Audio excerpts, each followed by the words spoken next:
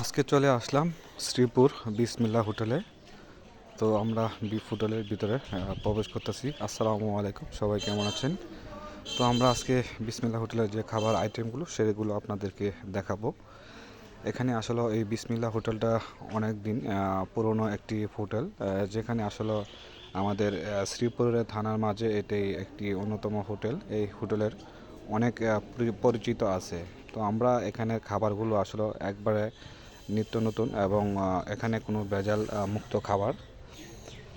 আপনারা দেখেন আসলে আমাদের সাথে আমাদের যে সব লোক আছে, আমরা এখানে বসে খাওয়া দাওয়া করব।